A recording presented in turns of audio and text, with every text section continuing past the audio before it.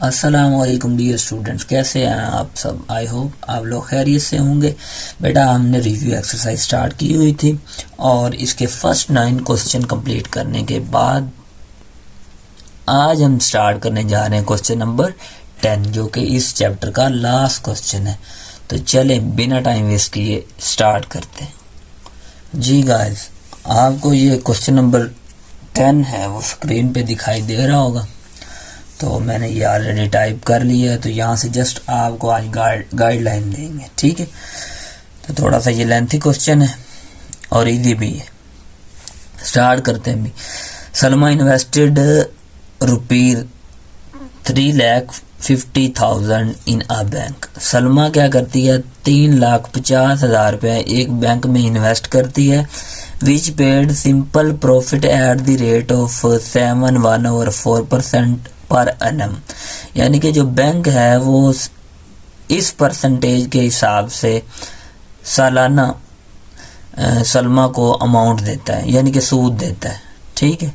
इससे extra amount देता है। ये तो इन्वेस्ट करता ही करता है, ठीक है, बैंक यूज़ करता है। और बैंक क्या कहता है, सलमा को कहता है कि हम आपको इस परसेंटेज के हिसाब से सालाना जो है वो सूद देंगे, ठीक है। तो नेक्स्ट क्या कहता है, आफ्टर 2 ईयर्स, 2 साल तक ये यानी कि इतने परसेंटेज में वो सूद देता रहता है सलमा को bank. The rate was increase to 8%। 2 साल गुजरने के बाद फिर वो जो ये वाला परसेंटेज ने बढ़ा के 8% कर देता है सालाना के बेस पे। कि अब वो बैंक कहता है कि हम आपको ना 8% देंगे इस टोटल अमाउंट में से, ठीक है।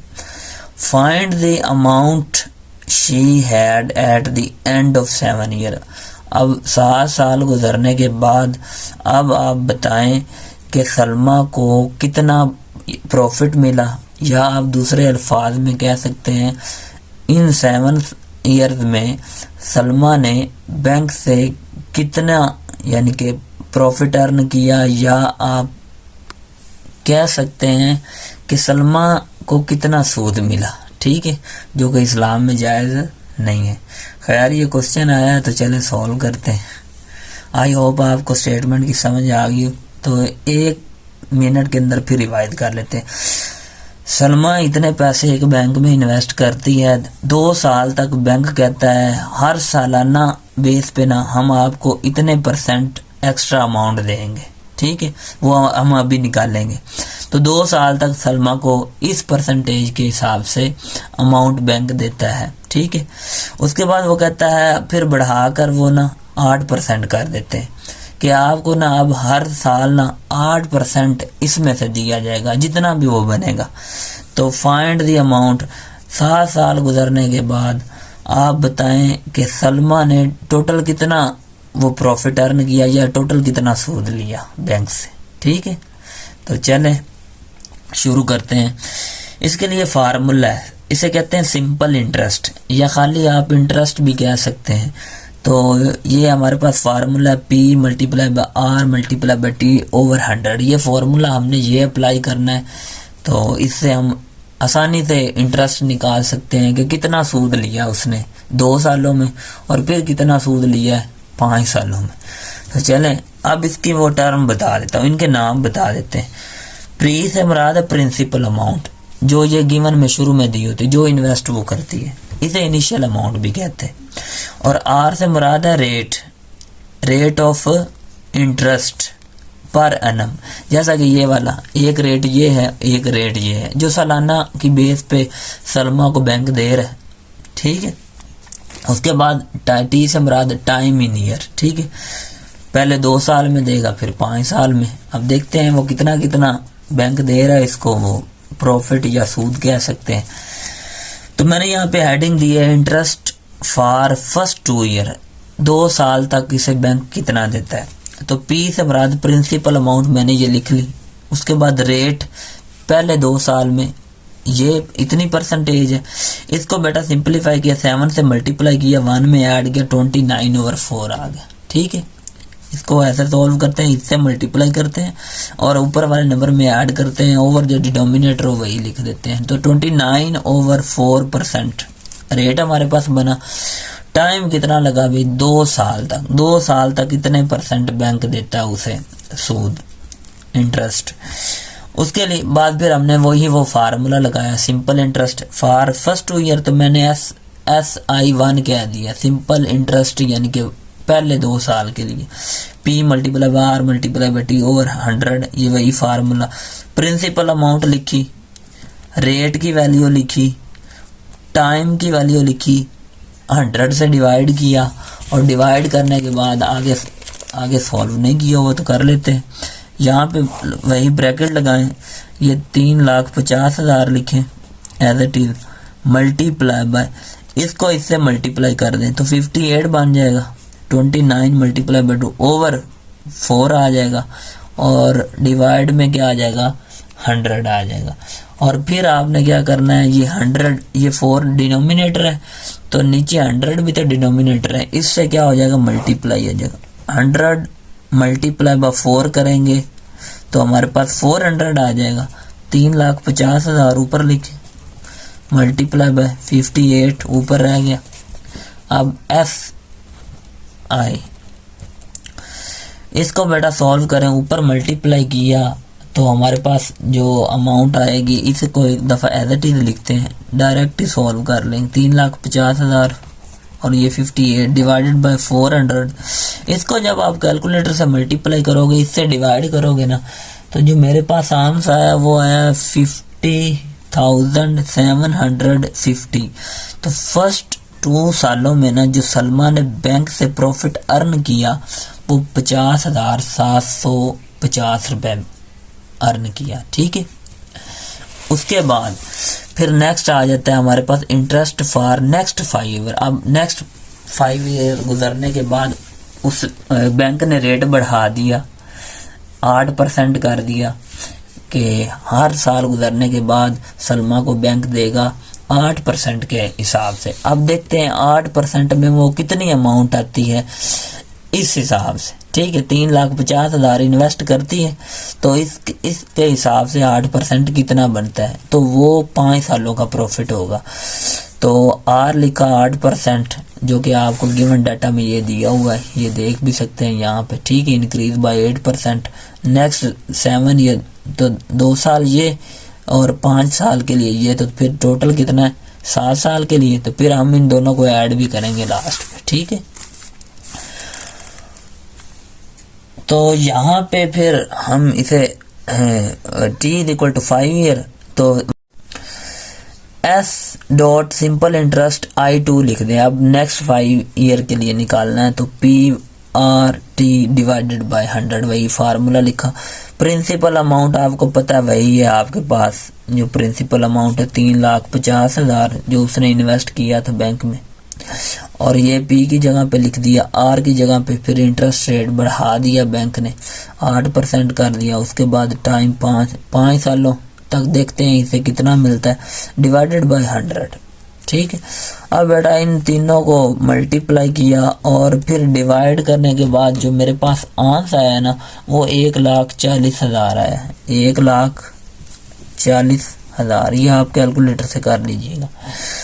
तो जो सेकंड उसे इंटरेस्ट मिला ना, यानी कि सूद मिला बैंक से 5 साल का, इस रेट के हिसाब से, इसमें से, ठीक है, इस अमाउंट में से ये जो इसने इन्वेस्ट की थी वो 1,40,000 बना, ठीक है। अब जो मैंने फर्स्ट वाला इंटरेस्ट रेट ये वाला निकाला था 50,750 और ये सेकंड वाला 1,40,000, इन दोनों को ऐड करेंगे तो वो कहता है at the end of 7 year. आप लोग ये देख सकते हैं, find the amount she had at the end of 7 year. अब टोटल 7 साल गुजरने के बाद कितना सूद उसे मिला या कितना प्रॉफिट दिया बैंक ने उसे, वो देखते हैं अब, ठीक है। तो हम क्या करने वाले हैं, एक स्टेटमेंट लिखेंगे और वो स्टेटमेंट हमारे पास क्या होगी, टोटल इंटरेस्ट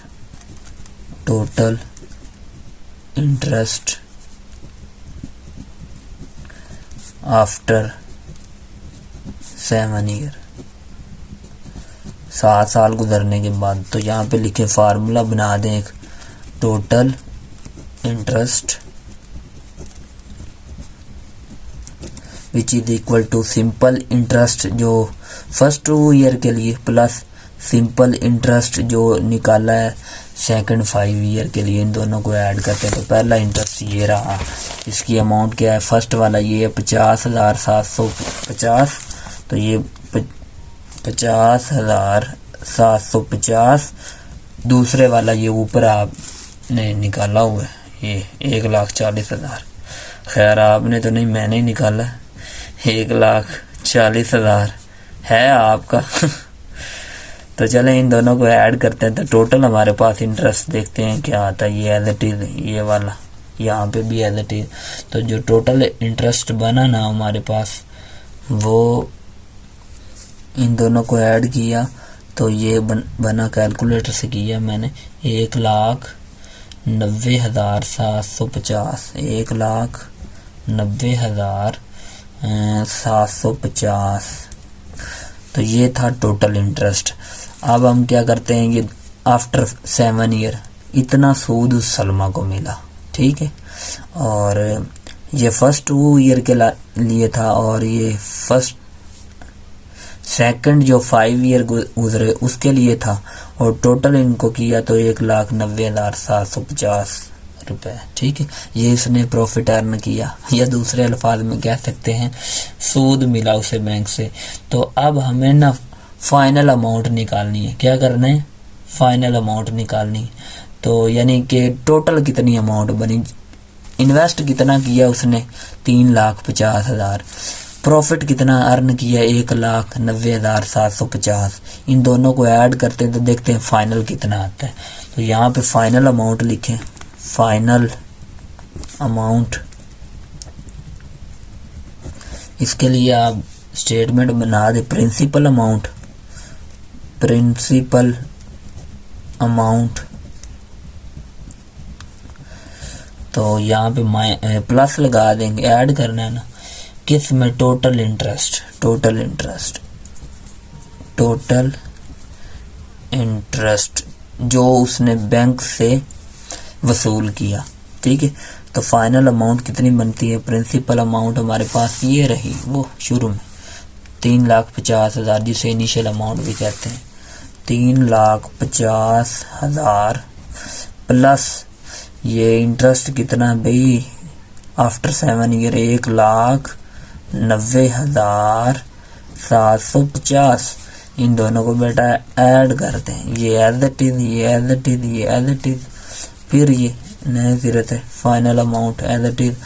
और ये टोटल जो हमारे पास बन जाता है ना at the end of 7 year, यानी कि जो उसने इन्वेस्ट किया और जो बैंक से उसे प्रॉफिट मिला, और वो टोटल हमारे पास क्या बनता है, वो बनता है 5,40,750, 5,40,750 at the end of 7 year, at the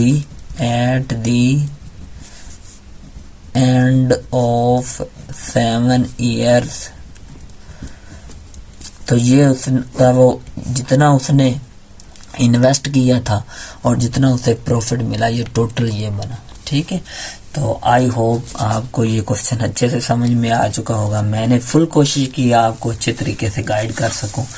तो अगर आपको ये क्वेश्चन अच्छे से समझ में आ चुका है तो हमारा यहाँ पे आज ये चैप्टर कंप्लीट हो चुका है, और इसकी मैंने एक प्लेलिस्ट बना रखी है, तो आप वहाँ से मुकम्मल चैप्टर की वीडियो देख सकते हैं और अच्छे से लर्न कर सकते हैं। और अगर आपको ये वीडियो अच्छी लगी तो इसको लाइक करें, शेयर करें, और दोस्तों के साथ भी शेयर करें, और इसे लाजमन सब्सक्राइब करें। इसी के साथ मुझे इजाज़त दें। अल्लाह हाफिज़।